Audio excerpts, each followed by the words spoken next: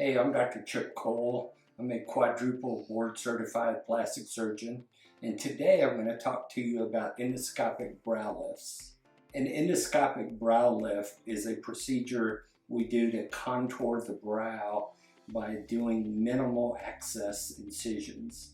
I can use 2 incisions about 1 inch long, completely hidden in the hair. That way you have no exposed scar on your face.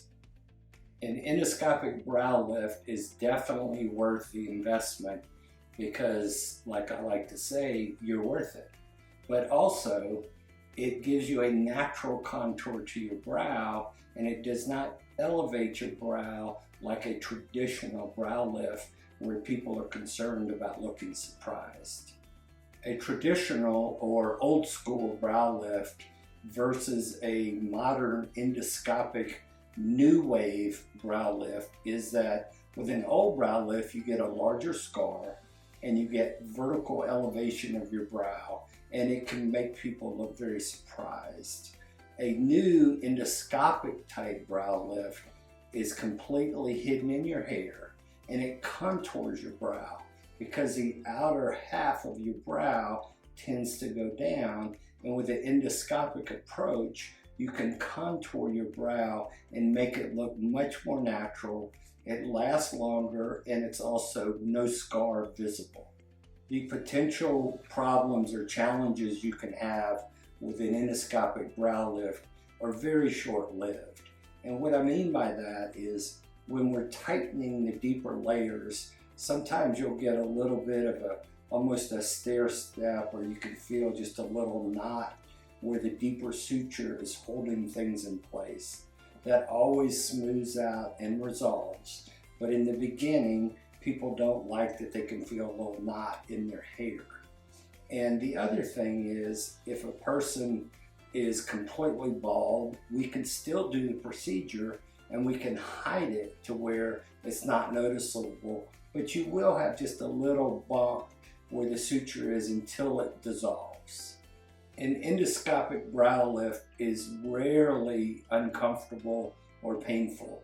I would say about 1 in 25 people will complain of having a frontal headache because as the tissue called periosteum, it's very analogous to the wallpaper on the wall, as it is readhering the brows in a more natural position. Some people do get kind of that shrink wrap headache, but it's very unusual, and it's certainly easily treated with pain medication if you do experience that. Essentially, everyone is a good candidate for an endoscopic brow lift. One thing that's very nice about this approach is I see people in their 20s and 30s where they have a congenital kind of a heavy brow, and they have what we call hooding on the side, and it can open up their brow and make their eyes look a lot more rested. And the earlier you have it done, the longer it lasts. So the days of kind of waiting and doing a big procedure one and done are gone. I like to say, so as you grow and no one will know.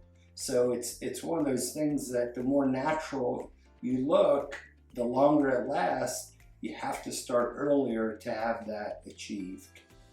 An endoscopic brow lift or brow contouring is much better than a lateral brow approach. What some people do is they'll make a small incision right at the brow hairs to only elevate the lateral brow. The problem with that is, number one, you have an exposed scar, and number two, it doesn't do anything for the tissue to the lateral part of the eye. Whereas when you do an endoscopic lateral brow, you can come down, contour the brow, also contour the outer part of the eye, which gives an effect to the cheekbone as well, and you have no scar. So there's really no comparison.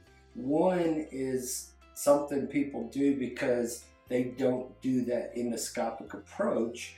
Technically, you have to be a little more skilled, so some people don't offer that approach. An endoscopic brow lift is going to give you a semi-permanent change When I say semi-permanent, I'm talking years, 10 to 15 years.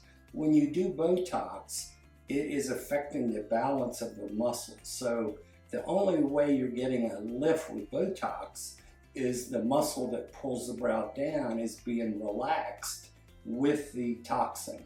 So the most you're going to get from that is 3 or 4 months.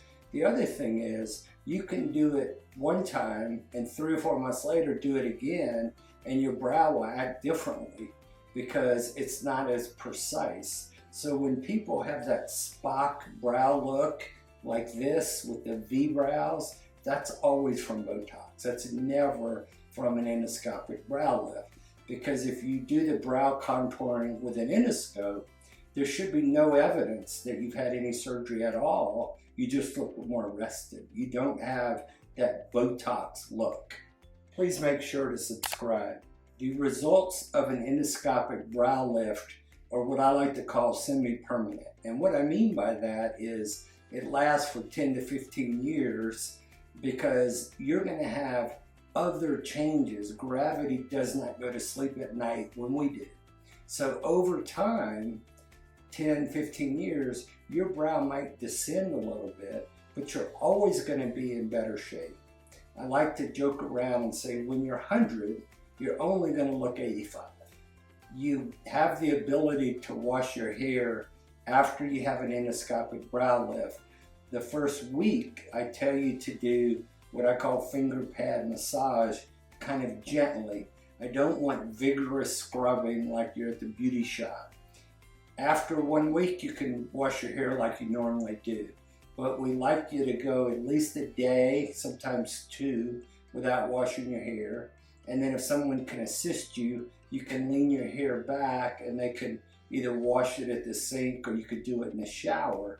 We just don't want you to vigorously rub because that periosteal layer, which is like the connective tissue on bone, it's the wallpaper on the wall that's readhering.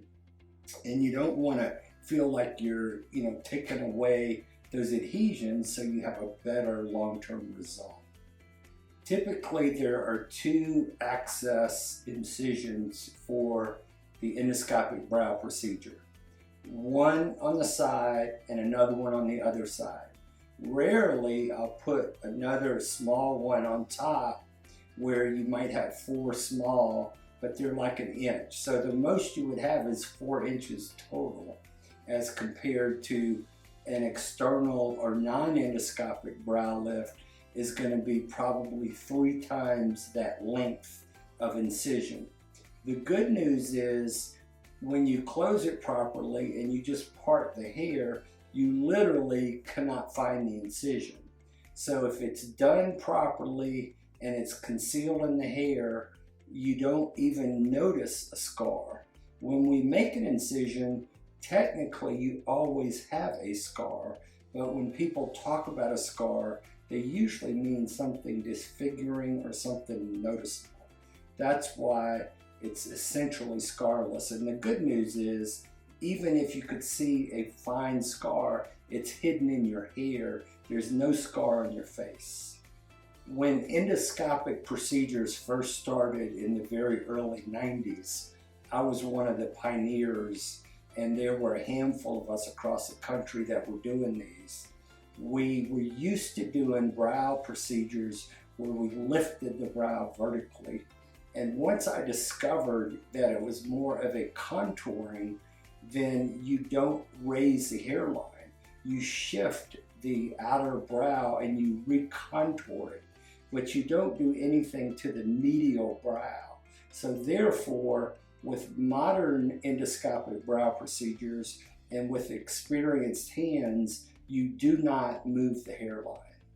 Skin is not removed during an endoscopic brow lift because what we're really doing is fighting gravity. You didn't just start growing new skin. What happened is everything shifted down. You can think of it very similar to if you had some wallpaper on the wall and it started to lose some of its attachments and it drooped down. You could literally re-glue the wallpaper, and if it was in good shape, you could use the same wallpaper. It's the same way with the endoscopic brow procedure. We're just recontouring the tissues, but we don't have to excise or remove skin to accomplish that. An endoscopic brow lift will help with wrinkles, but there's a difference between dynamic wrinkles or wrinkles at rest. And what I mean by that is when we all smile, we have a circular muscle around our eye called the orbicularis muscle. And it's a sphincter muscle. So when we smile, we get some wrinkles. We want to have that. That's a natural expression. If you don't have it, it looks funny. People have what they call that mannequin look, where they've had too much Botox and they don't have natural expression. However, when you have wrinkles at rest, those are the ones that you would prefer not to have. So if you recontour and you don't have excess tissue on the upper eyelids, it helps relax your horizontal forehead lines. The reason you get those is as you get wiser, or some people call older, and you have that heaviness, you tend to compensate and raise your brows. And when you raise your brows, you get those horizontal lines. So if you look in the mirror and you have some horizontal lines, that tells you right there that you're a good candidate to have an endoscopic brow lift. Please make sure to subscribe. An endoscopic brow lift does not elevate the hairline. Back in the early days, in the early 90s, when we used to do this, we did it more like a traditional brow lift, and we would raise the forehead, which raised the hairline.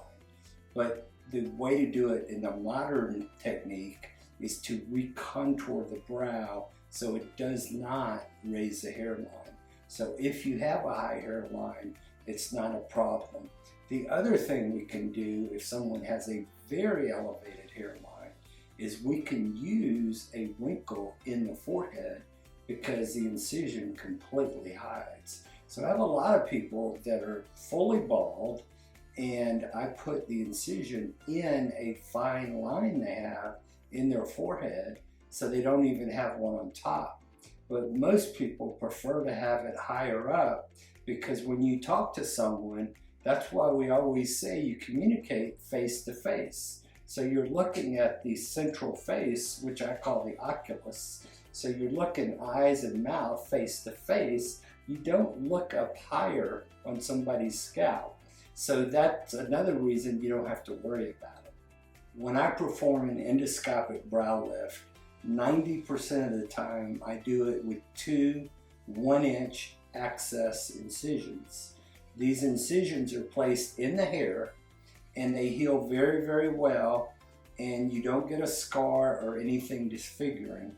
The other 10%, I might need to do more contouring and a little elevation on the outer brow, and in that case, I'll put 2 small 1-inch vertical incisions up higher, but they're also completely hidden in the hair.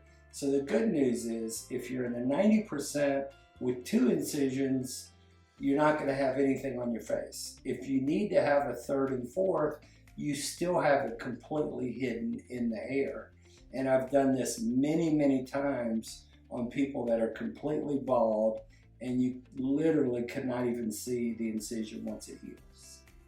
After an endoscopic brow contouring procedure, you can move your eyebrows completely normal. During the healing phase, it's like having a sprained ankle. You can move it, but it might be a little bit limited. But once it heals, which it's about 90% healed in 1 week, you can move your brow very naturally. An endoscopic brow lift is very good for helping with hooded eyes. Hooded eyes are usually caused by a descending brow and also natural fullness in the lid. So contouring the brow will help tremendously. If your goal is to get a lid platform from the eyelashes to the lid crease where you put eyeshadow, you also might need to have an upper blepharoplasty along with the brow because they're related, very similar to a curtain rod and a curtain. An endoscopic brow procedure is typically done with sedation, where you're not awake. It's almost like if you've had a colonoscopy or you've had something done where you're in la-la land, but you're completely breathing on your own. So it's what we call sedation anesthesia. The recovery for an endoscopic brow procedure is fairly quick. I tell most people that you're about 85 to 90% healed at 1 week with a brow procedure. One of my favorite stories that I don't recommend, but I had a CNN anchor lady that had a brow procedure only, endoscopically, in the morning, and there was a news event that she was supposed to be off for 3 days. She got called in and she was on CNN nightly news the same night. She had a brow procedure that morning. She looked great. She did fantastic.